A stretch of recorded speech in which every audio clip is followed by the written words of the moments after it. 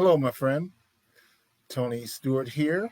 And today we're going to talk about how to find your major definite purpose. You read these books like Think and Grow Rich and so forth, and they talk about, you know, having a definite major purpose. And in fact, rule number one of Think and Grow Rich is desire. What is it that you want? I talked a couple days ago about Bob Proctor and how when he sits down to counsel someone, the first question he asks them is, what do you want? And it's interesting because he says that so often when he asks that question, the person has a real challenge figuring out what they want, And so, how do you go about finding out what you want? Well, there's been two sources that I've really used over the last few years to really set some goals. And they really do a great job of breaking down um, areas of goal setting. The first one is called Success the Glenn Bland Method. And I like this book because it has a spiritual basis to it.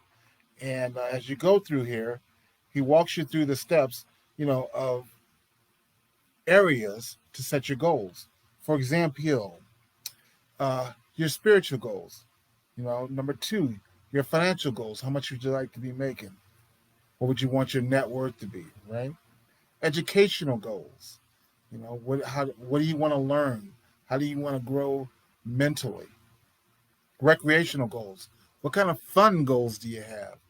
I think that's especially important in these days that we're having some fun goals that push us to get out of the house and enjoy life a little bit. And then, so it has those four places: spiritual, financial, educational, and recreational.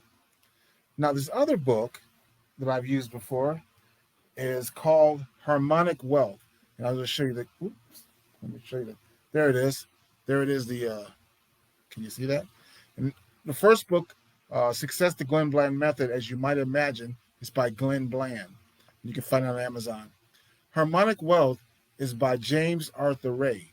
Now, James Arthur Ray was one of the authors of the book The Secret, or the movie The Secret. He was featured on there. And you might be saying, well, Tone, is that the guy who was involved with the Sweat Lodge where people died and he ended up going to prison? Well, yes, it is. And my next statement would be, sometimes you got to treat these things, especially these books that come from these authors, these are not coming from perfect people. A lot of the books that deal with personal development are from folks who have all kinds of flaws. I know there's a scandal going on right now because someone who is considered a guru in terms of personal development, well, come to find out, she's going through a divorce. She's actually someone who's had marriage seminars, and she's going through a divorce. And what I will tell you is to treat these things like a buffet. Whenever you get a hold of information, you want to harvest the good and forget the rest. Let me say that again. You want to harvest the good and forget the rest. So I'll tell you, there's some good stuff in this book, Harmonic Wealth. He splits things into 5 areas. It's the same 4 areas of the Glenn Bland method, and if you missed that, you can rewind. But he adds a different area for, let's see, what's that? Relational, your relationships. So it's the same areas as the Glenn Bland method. He adds in the relationships. He can set some relationship goals for everyone in your life. What type of relationship do you want to have with them? I'm telling you all this because what you want to do now is you want to sit down and spend some time. Most people spend more time planning their vacation than they do planning their life. Spend some time. Sit down. Figure out what you want in each one of those areas. When we talk tomorrow, we're going to talk about how to narrow that down to find the chief one that you're going to work on.